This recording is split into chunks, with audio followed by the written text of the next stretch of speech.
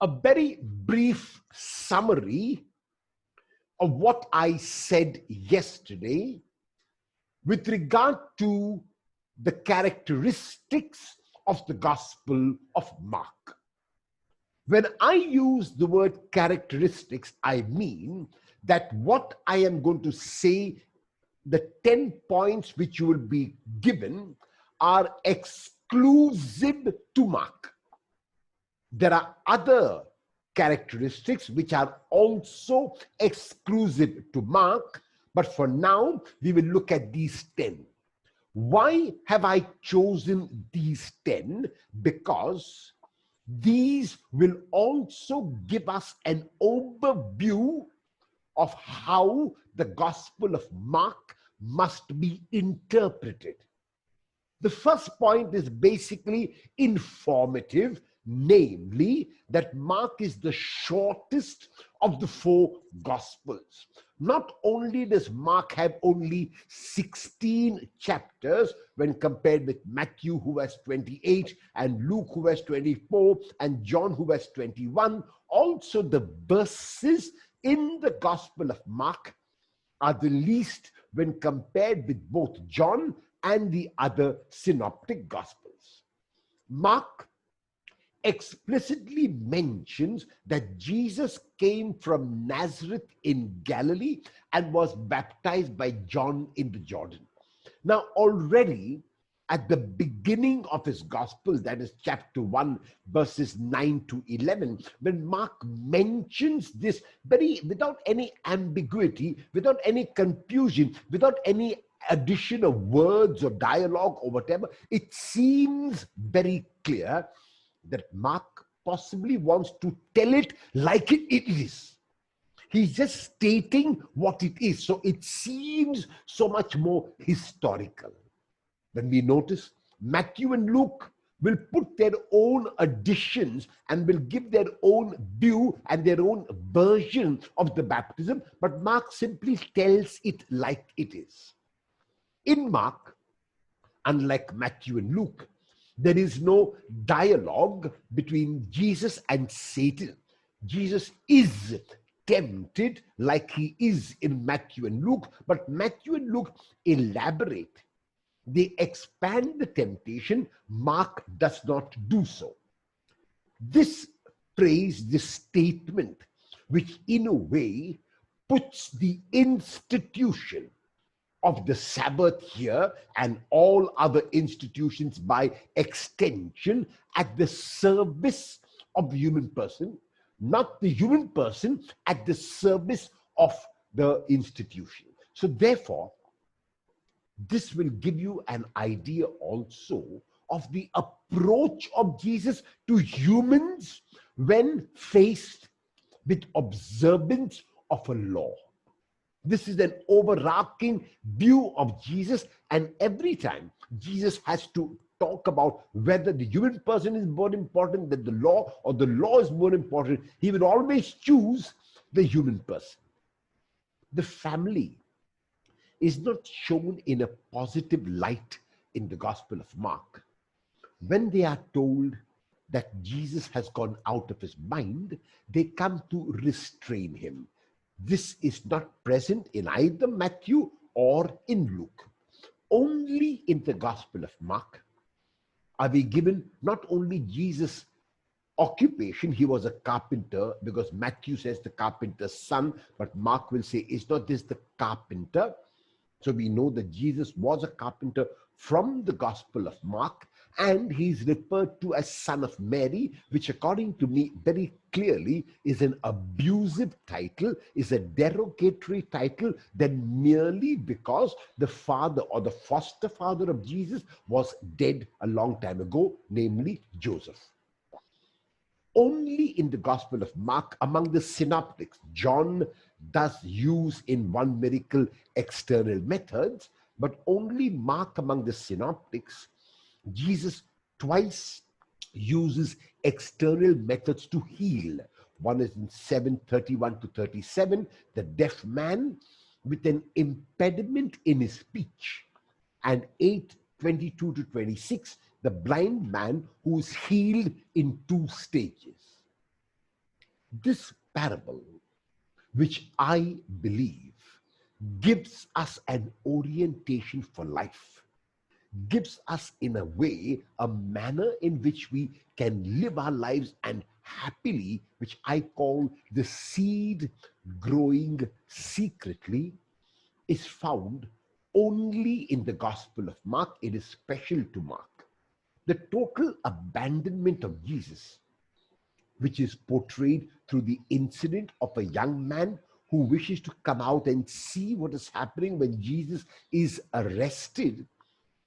But that young man is so frightened that he leaves even his loincloth and linen cloth and runs away naked. So this is Mark's way of showing that Jesus is totally abandoned, and he vividly portrays this through this scene found only in the Gospel of Mark. As a matter of fact, it is only Mark who uses the universalizing all when he talks about the disciple. In chapter 14, verse 50, when Mark will tell us, all of them, referring to the disciple, all of them deserted him and fled. And to make this desertion even more pronounced, Mark has got this scene after 1450 in 1451 and 52. Mark uses the sandwich construction on at least 6 occasions in his gospel. The first time is in chapter 3, verses 20 to 21, and then in between is the Beelzebul controversy. The second time is with the Jairus' daughter being at the point of death and then dying, and Jesus raising her in between the woman with the flow of blood. Then there is the sending and the return from mission, and in between the death of John the Baptist. Then there is the cursing of the fig tree and the withering of the fig tree on either side of the clearing of the temple. And there is these two I have mentioned to you to check up and see whether you could do that, and I hope you have done that, the other sandwich constructions in the Gospel of Mark.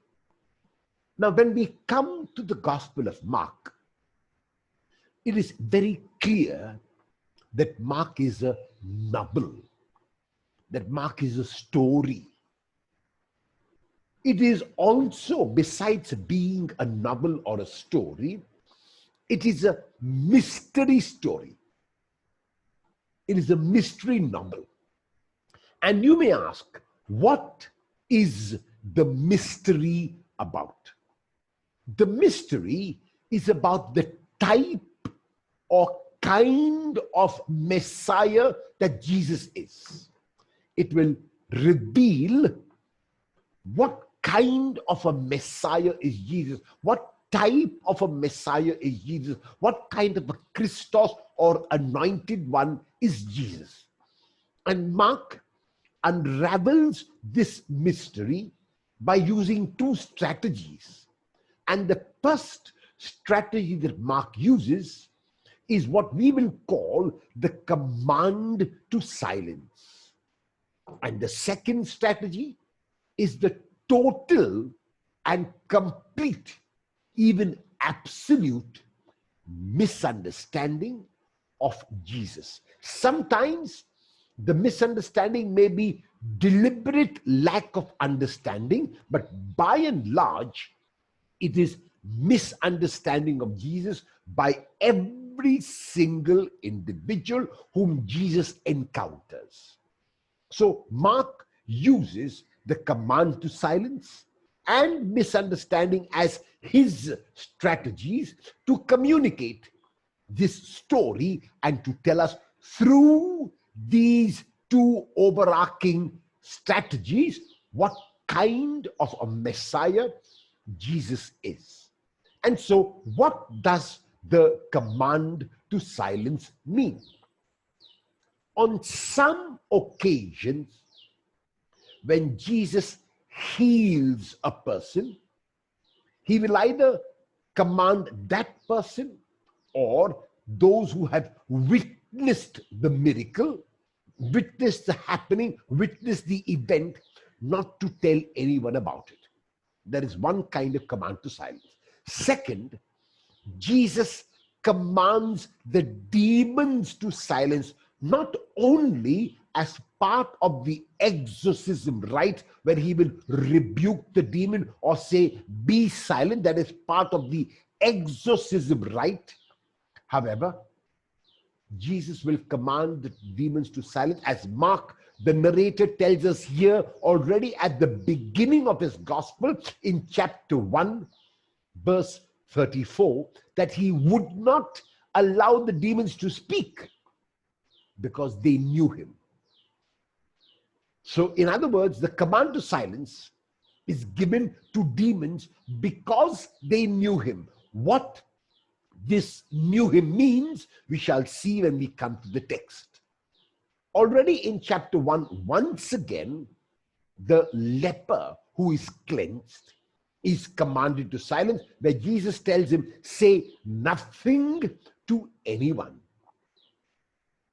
In chapter 3, verse 12, it is once again the demons who are sternly ordered not to make him known. The pronoun them in chapter 3, verse 12 refers to the demons. So once again, the demons are ordered not to make him known. Here, it is the daughter of Jairus who is raised from the dead. And when the daughter is raised, Jesus is inside the house along with Peter, James, and John, and the parents of the girl, Jairus, and possibly his wife. So these are inside the house, and Jesus strictly ordered them, referring to these possibly 5 people, not to tell anyone about it, that no one should know about this, and he ordered them to give her something to eat. In chapter 7, the first time Jesus uses external methods to heal the deaf man with an impediment in his speech. He not only orders by using the pronoun them, Mark is saying that he orders both the man who was healed and also those who bring the man to him.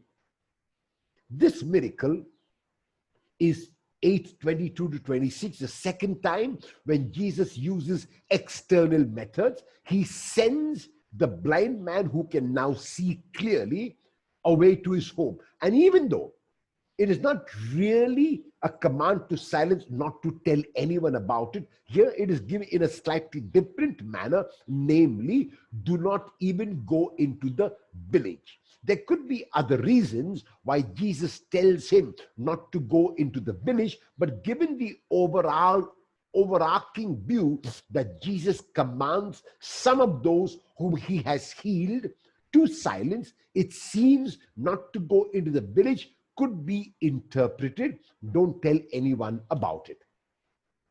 The disciples, as represented here by Peter, are commanded to silence when Peter declares that Jesus is the Messiah. Jesus very clearly is the Messiah for Peter, and here we are told Jesus sternly ordered them not to tell anyone about it.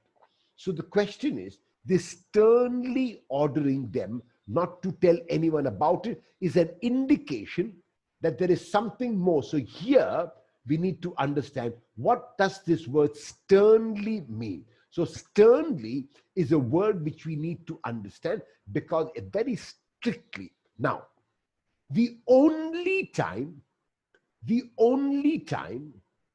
when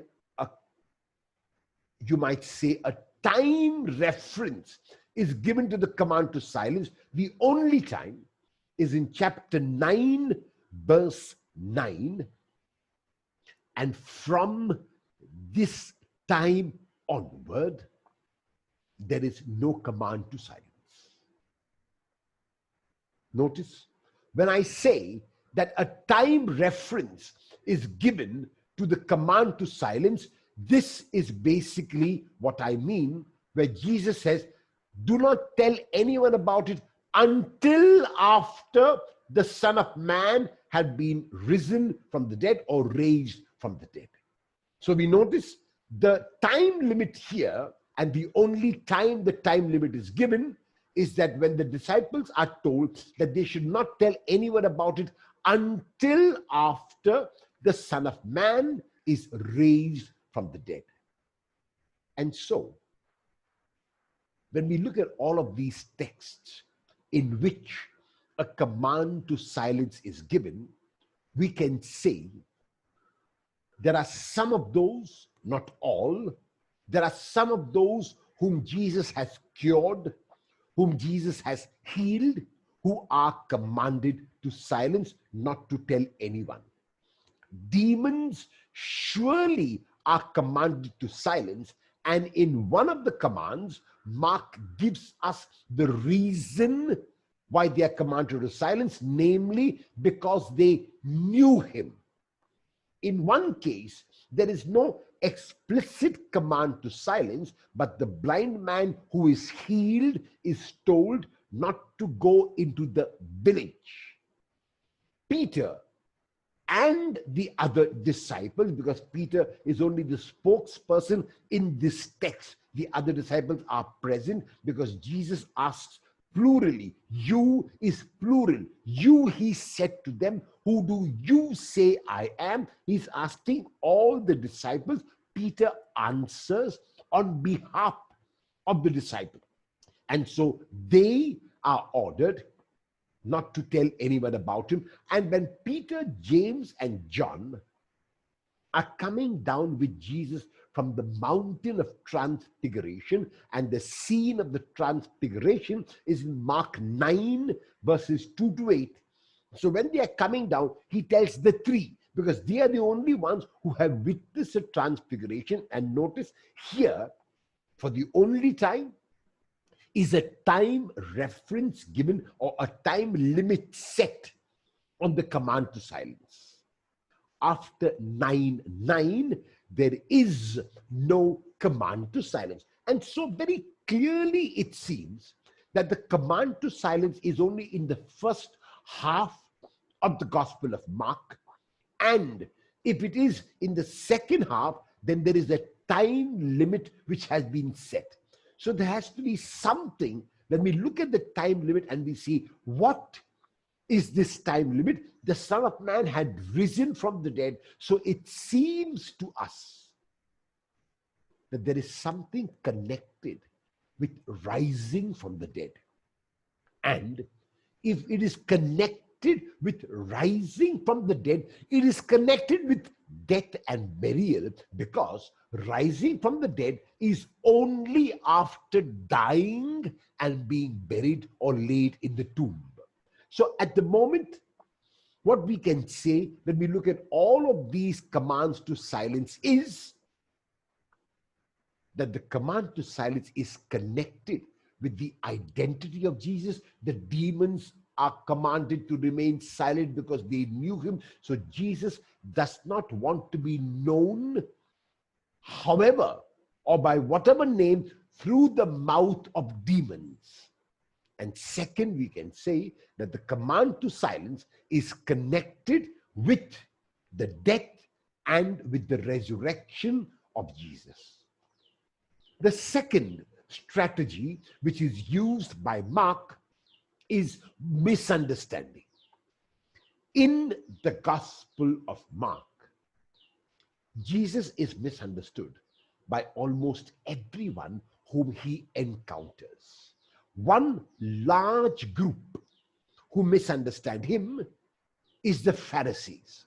Now, the word Pharisees literally is translated in English as separated ones. These were people who regarded themselves as total observances of the law. So they regarded themselves as those who kept the law, who observed the law, and who observed even the letter of the law. That is why they regarded themselves as separated from the rest of the population, who either had a total disregard for the law whom they would label as tax collectors and sinners, or others who were not as observant as they were.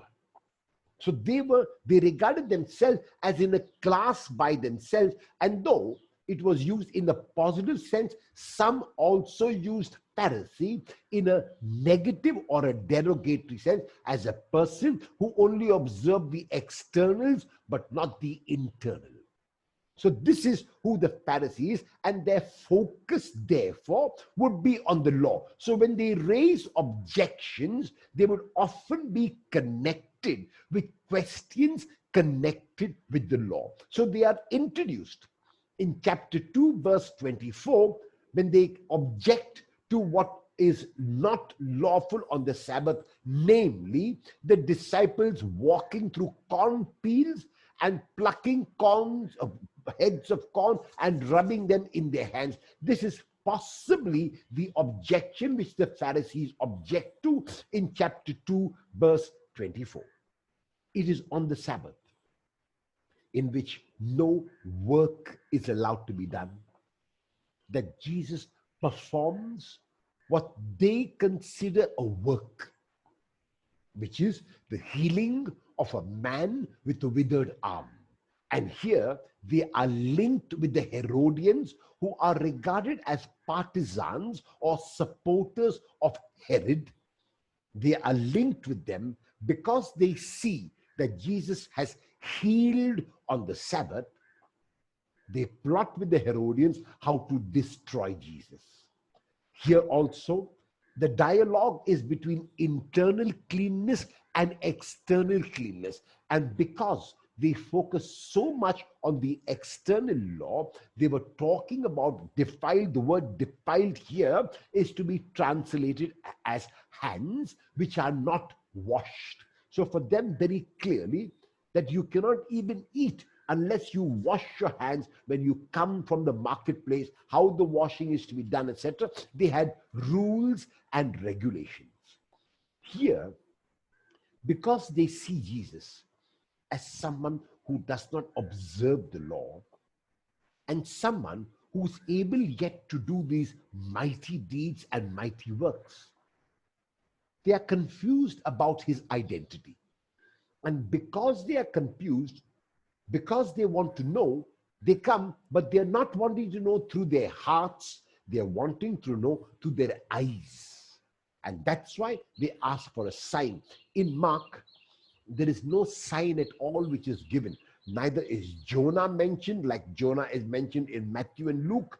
Neither is the Queen of the South or the Queen of Sheba mentioned like in Matthew and Luke. In Mark, very clearly, no sign is given.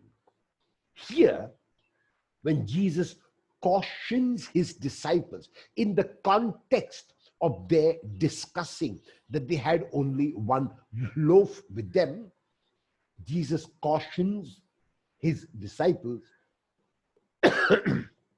about the influence. The word east here must be interpreted as influence. So be aware of the influence of the Pharisees. The influence of the Pharisees is that they will allow you to focus so much on the external and forget about the internal. The east of Herod is a different kind of east. Once again, notice the Pharisees are linked with the Herodians. The Pharisees come because it is a question of law. Once again here, in the context of the marriage of Herod with Herodias, this question is a very, very loaded question.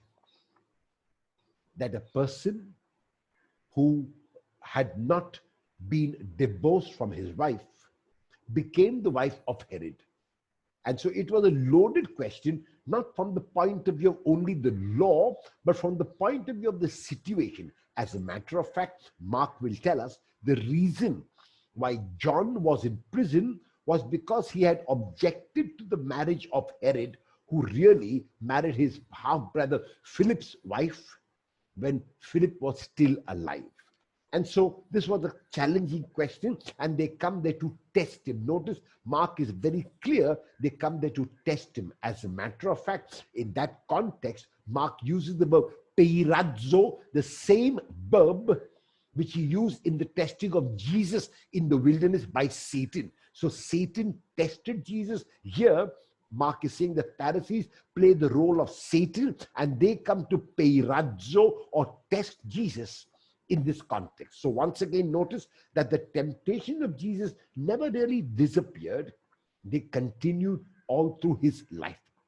Once again, they trap him in the question of taxes to Caesar. And notice it is connected also with the law. Is it lawful to pay taxes to Caesar or not? Any answer that Jesus gave would have got him into trouble, but Jesus is able to get over them by putting back the question to them. Another group are the scribes.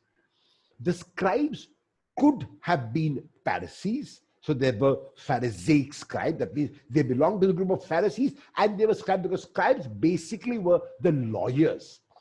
They are interpreters of the law. So if you look at the objections which the scribes make, it is largely to do with how the law is to be interpreted. So very clearly, they accuse Jesus of blasphemy because they know, according to the law, no one can forgive sins. Again, the law says you should not mingle, not mix up with those who are sinners. And once again, why does he eat is their objection with tax collectors and sinners. In the Galilee section, the objections which are raised when outsiders are present are not outsiders from Galilee. And here for the first time, once again in chapter 7, which is part of the Galilee section, Mark will tell us the scribes who came down from Jerusalem. Once again, they accused Jesus of Beelzebul and the power of Beelzebul. For the first time, the scribes are linked with the chief priests, and this is now towards the end of the gospel, that is after Jesus has cleared the temple. So they hear about the activity of Jesus of clearing the temple, and they look for a way to kill him. This is now a colluding with the chief priest. Again, here they are linked not only with the chief priest, now they form another group with the elders, and they come to him and ask him about the authority. Which authority is this? Namely, the authority to clear the temple. So it is linked with the clearing of the temple. In chapter 12, verses 1 to 12, Jesus tells the parable of the murderous tenants who were given a vineyard as tenants, but who want to take it over. So this parable is told about them, and they want to arrest him. Here, Jesus speaks about the scribes who like to be greeted with respect because they know the law. The chief priests, once again, linked up with the scribes already at the beginning of the passion narrative, looking for a way to arrest Jesus. Again, the high priest, the chief priest, the elders, and the scribes are assembled at the first Sanhedrin trial, and they, the same group, now takes Jesus to Pilate, where he is at the Roman trial. So besides these two largely religious and legal groups, his family also misunderstand him. His family hears that he had gone out of his mind. And it is quite likely that the ordinary person would have seen Jesus as someone who is out of his mind because of the fact that he was behaving so differently from anyone else. And they go to restrain him, possibly to keep him back home, possibly not to allow him to go and make a fool of himself according to their interpretation. In Galilee, it is not so much outsiders, not even the scribes, because they come from Jerusalem when they make an objection in Galilee. It is the townspeople. And here notice, is not this the carpenter, the son of Mary? So they, at the end of this verse, you will notice, they took offense at him. So the townspeople along. One of those groups who very, very clearly and strongly misunderstand Jesus is the group of his disciples. They, they are the closest, they are the closest to Jesus. They are given the most interpretations. And yet this group, not only in the beginning, not only in the middle, but if you look at the text, which I will bring down at the end of this slide, throughout the gospel, they are misunderstanding. At the beginning, when Jesus tells a parable, they do not understand the parable and need an explanation. Immediately after the parable discourse, in which Jesus very clearly explains his mission, they are in a boat, and their response is agitation rather than serenity. And because of the agitation, they make an allegation of an uncaring attitude on the part of Jesus. They say to him, Rabbi, teacher, master, do you not care that we are perishing? Here, even though on the surface level, it seems like a question, in the context of the miracle, it is a sarcastic question. First of all, is there going to be a market open in this wilderness where 200 denarii worth of bread will be available? That is the first point. Will there be any shop, will there be any market, will there be any bakery around where 200 denarii worth of bread will be available? Second, do we have 200 denarii? So in other words, it's not a question seeking information. It is a sarcastic question which they ask Jesus. Mark here, as the narrator, will make this statement from outside. Namely, they did not understand about the loaves. And notice a very harsh statement about the disciples, but their hearts were hardened. Usually, the hardened hearts are the hearts of the outsiders. They harden their hearts. They will not listen. They will not open their eyes. They will not open their ears. Here, Mark makes this accusation against the disciples. And here also now, after so much of explanation, Jesus has to explain about the inside and the outside. And that is why he commands them to be careful about the influence, the east of the religious leaders who seem to be influencing the disciples.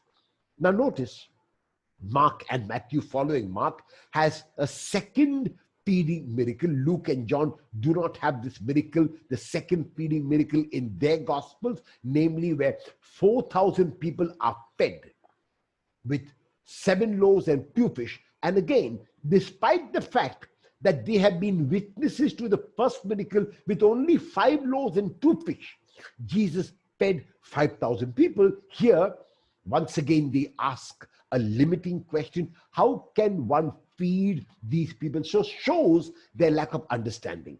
And immediately after this miracle, because you notice this is in the same chapter 8, Jesus has to berate them. Jesus has to caution them. Why are you talking about having no bread? And almost poignantly, almost sadly, at the end of this first section, he asks them, do you not yet understand? In this scene where Peter answers that Jesus is the Christ, because his answer is right on the theoretical level, but not on the practical level. Jesus has to caution Peter for setting his mind not on divine things, but on human things. And again, after the first passion and resurrection prediction, this is the second passion and resurrection prediction. They do not understand. Here, my own interpretation is not that they did not understand, but I personally think they did not want to understand. And when we come to the text, I will tell you why I think it is they did not want to understand. And finally, just after his arrest, Mark will say, all of them, not a single one. Mark is the only one who uses this universalizing all. All of them deserted him and fled. In Mark, it is not the religious leaders alone. It is not the lawyers and the scribes. It is not the chief priests, the elders, and those who belong to that religious leadership.